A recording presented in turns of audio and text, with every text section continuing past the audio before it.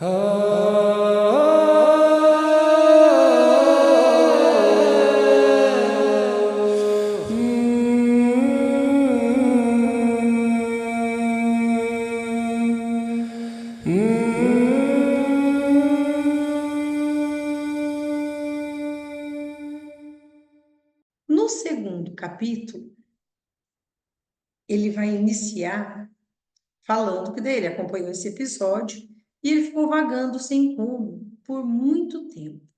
Até que ele chegou numa estação ferroviária e se sentou num banco perto de um jardim. E aí as dores dele já tinham diminuído bastante, mas não desaparecido. Ele ainda sentia dor. E ele ainda pensava muito na sua esposa e filhos, né? Quando alguns espíritos se aproximaram dele. E aí um deles perguntou, falou, o que que você faz aqui, amigo? Ele falou, nada. Por acaso é proibido sentar aqui? Ele falou, não, isso não, mas você não devia estar aqui. Eu falei, mas por quê? Ele falou, já foi difícil para eu chegar até aqui, o senhor veio me dizer que eu não devia estar aqui? Ele falou, não, você não parece mal, mas mas você deve ter deixado a carne antes do tempo. Ele olha, o espírito conhece, fala, só de ser que deixou a carne antes do tempo. Ele fala assim, não, sempre que alguém desencarna, alguém vem te buscar, caso possua créditos perante Deus. Ele pensa, ele fala, então eu não estou nessa categoria, porque eu não vi ninguém me procurando. Ele fala, vejo que algo deve ter saído errado com você, pois também não foi requisitado pelas trevas. Ele morreu e não veio nem luz nem treva atrás dele, ele ficou lá. Morreu. Então, o cara presumiu, tinha como ler, e tem como ler? Tem como ler, tá? Quando todo mundo tem uma programação, tem data do desencarne. Tem data? Tem data para desencarne. Existe uma data programada, todo mundo tem. Inclusive, eu sugiro que vocês vejam o Wagner Borges, que eu gosto muito dele, sempre vejo, assim, ele é um estudioso, faz as viagens astrais e ele conta com detalhes que existe como se fosse uma bateria ou uma distância lá do fio de prata, né, que liga o corpo ao perispírito, e tem um determinado tamanho. E ele fala específico do suicida, né? Quando a pessoa sai do corpo antes da hora, aquela bateria que era para durar 80 anos, e a pessoa se matou com 30, ela tem uma bateria para ficar aqui junto com o corpo, e fica até aquele tempo daquela bateria energética que ia sustentar o corpo, fica aqui. Então, ele explica mais ou menos nesses moldes, tá? Então, ele fala, olha, eu vou levar, vamos comigo para um abrigo que lá você pode se proteger. E ele aceita, né, ficar, sei lá, alguma forma de proteção dos perigos do mundo, né? Ele fala até que você vença o seu período de permanência na Terra. Aí ele fala, e o que eu posso fazer se aquele estúpido veio com um caminhão sem controle sobre o carro que eu dirigia? Cadê a justiça para o meu caso? Quem que vai levar sustento para minha família? Aí o homem para e fala, não, Deus vai amparar seus familiares, confie nele, fique tranquilo. Como que eu posso ficar tranquilo? Ele fala. Como que eu posso ficar tranquilo com tudo isso? Eu fui tirado da carne antes por um caminhão que não era culpa minha, não fiz nada. Vocês entenderam? Lógico que revolta, ele não conseguia entender a situação. Ele fala, bom, você já sabe qual é o seu estado atual. Portanto, o melhor a fazer é nos acompanhar e aguardar. Porque muita coisa pode acontecer nos próximos 30 anos. Ou seja, ele tinha 30 anos até desencarnar.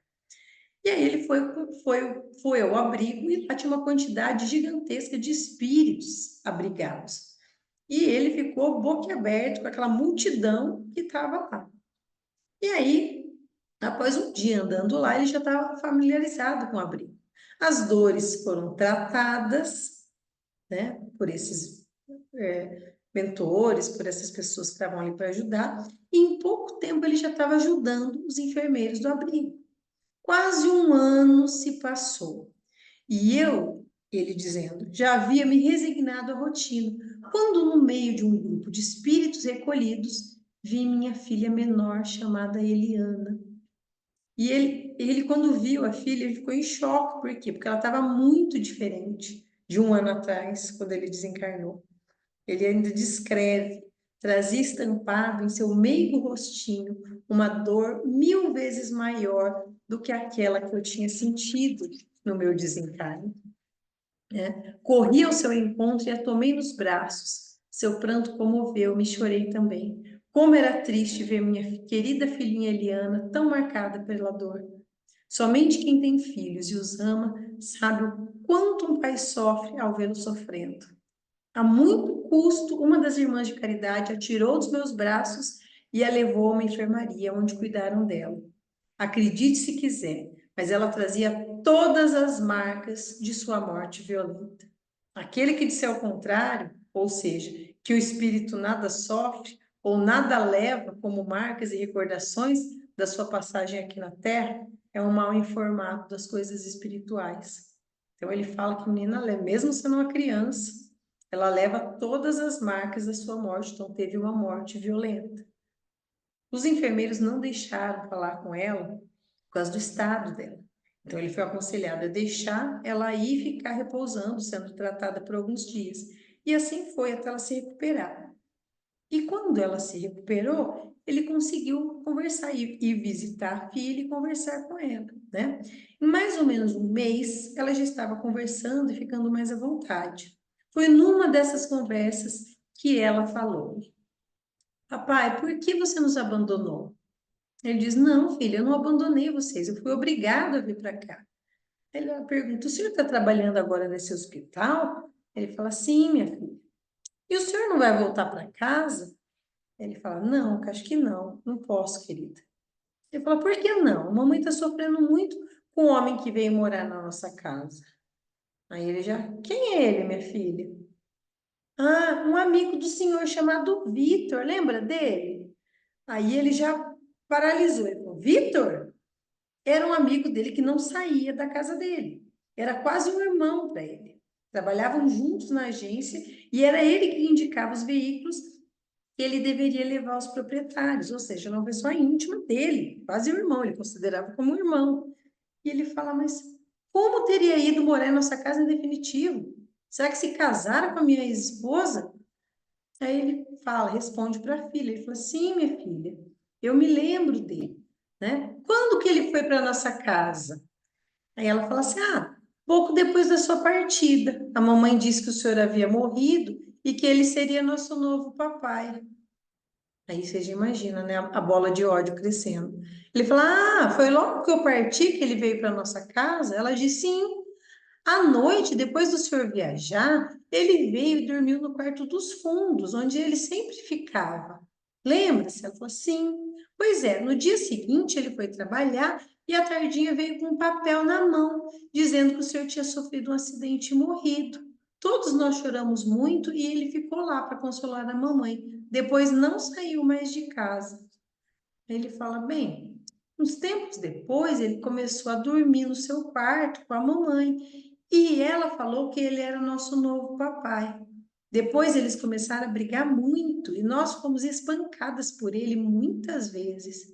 Aí ele fala: Mas como foi que você se feriu, minha querida?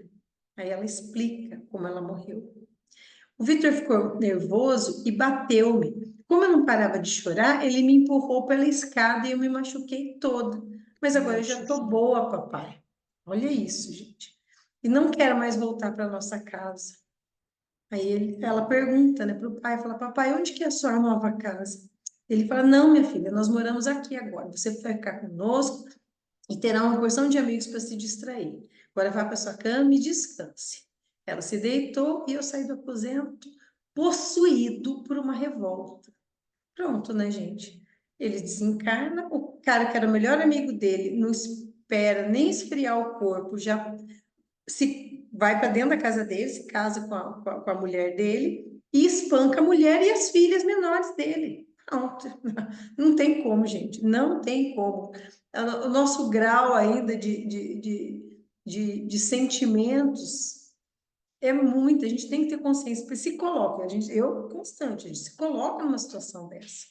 Aí ele vai pensando: o canalha do Vitor nem esperou meu corpo esfriar e caiu em cima da minha pobre esposa, pensei. Maldito, eu o tinha na conta de um irmão leal, mas desencarnei e ele se apossou da minha família e matou a minha pequena Eliana. Mas eu vou. Mais uma a partir de um terreno antes do tempo, por causa de um canalha. Mais uma pessoa que desencarna antes do tempo, né? E aí ele procurou o responsável pela ala do lugar onde ele estava, para ele se aconselhar. Ele ficou possesso, possuído. E ele foi aconselhado por superiores que não poderia intervir no mundo terreno. Gente, espírito mais evoluído nenhum vai autorizar isso. Vingança, qualquer tipo de coisa. Ele fala: não, mas o canalha já matou a minha pequena Eliana e nada o impedirá de cometer outros crimes contra a minha família. Aí o mentor falando: não, Deus a tudo vigia, Mário. Não se esqueça disso, confie nele. Ele sabe tudo.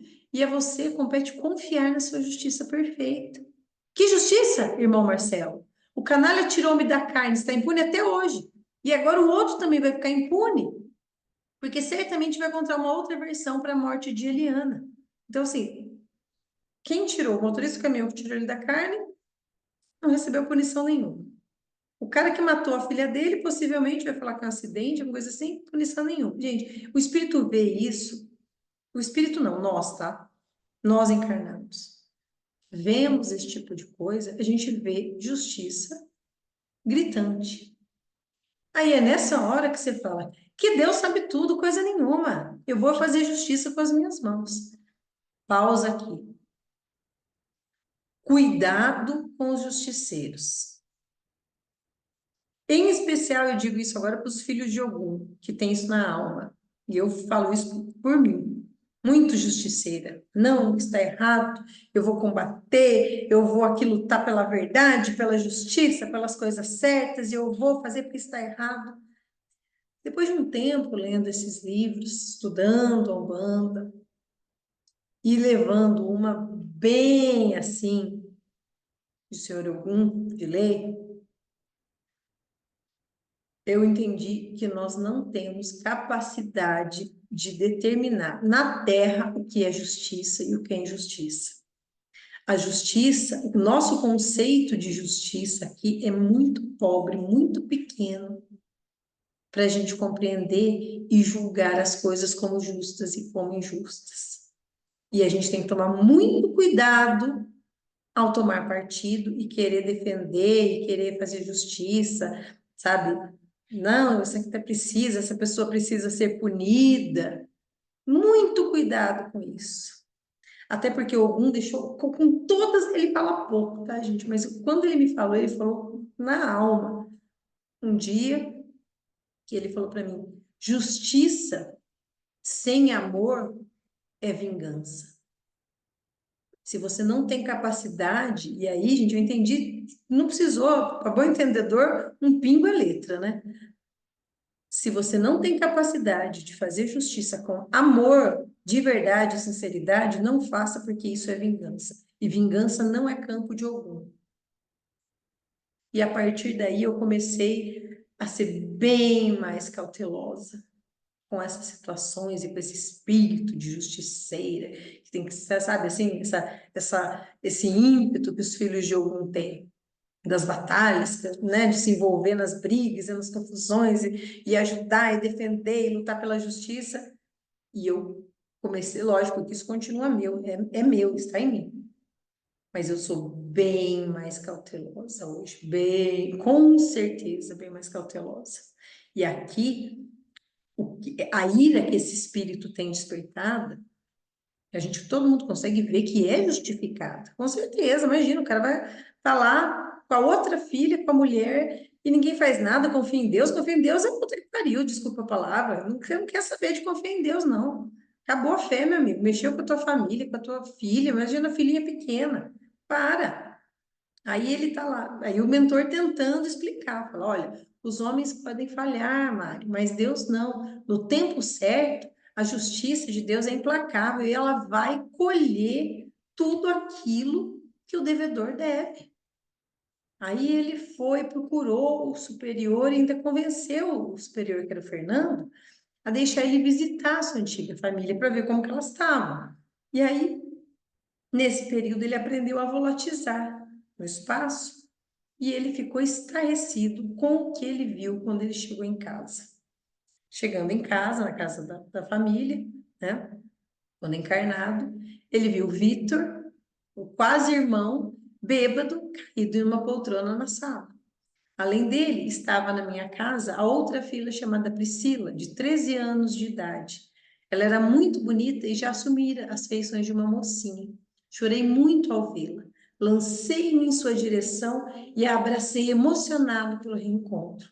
Só a muito custo fui separado por um dos meus acompanhantes. Estava acompanhando, monitorando a visita. Aí o mentor fala para você, olha, deixa sozinha, apenas observe. Somente isso nos é permitido nessas visitas. Caso você não respeite os limites, nós o levaremos de volta ao abrigo.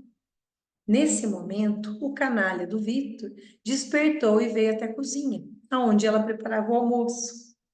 Ao aproximar-se, abraçou-a por trás. Ela deu um grito e safou-se dos braços dele, ainda atordoado pelos vapores de álcool. Não toque em mim, seu bêbado sujo, falou ela com ódio. E ele, acalme-se, menina, ou te dou uma sova.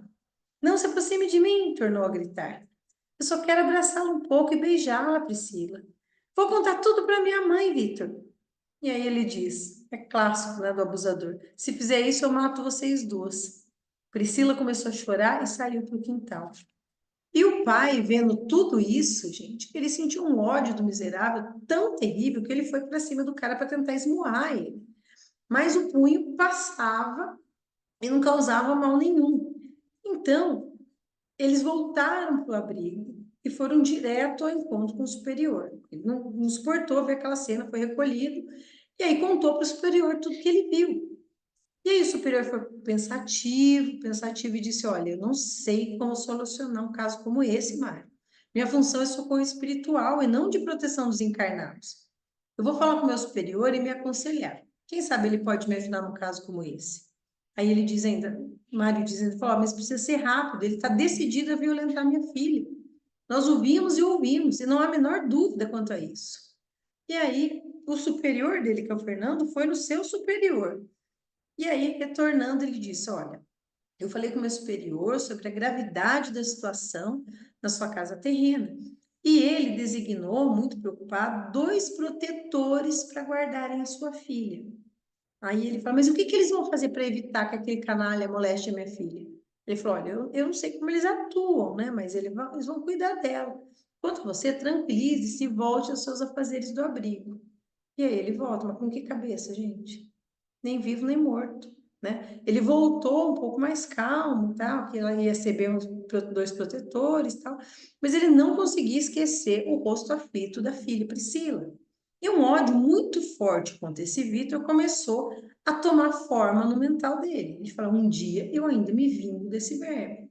E os dias se passaram, e ele viu quando 2 espíritos vestidos com roupas diferentes das do abrigo chegaram apavorados no abrigo e foram direto ao gabinete do superior Fernando. E aí o Fernando disse para ele: olha, parece que de nada adiantou a presença dos protetores. Sua filha foi molestada, Mário, disse ele assustado. E aí ele fala: meu Deus, de nada adiantou orar por sua proteção. E ele se revolta. Muito. Ele falou: eu comecei a chorar de tristeza e ódio ao mesmo tempo.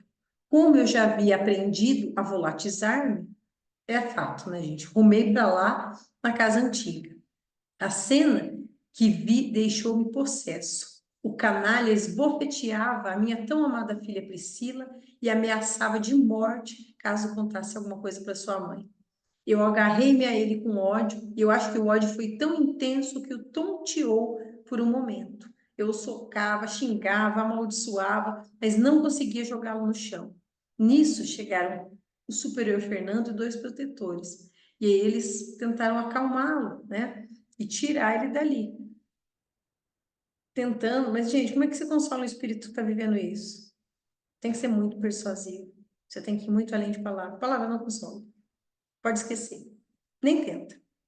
Aí os superiores vêm, né, calma, a justiça divina será feita. E ele fala, que justiça divina? O homem que colidiu contra o meu automóvel pagou alguma coisa? Ele fala, não sei. E esse verme pagou pela morte da Eliana, que era mais nova? Não, ele ainda vai pagar. Quando? Quando que ele vai pagar?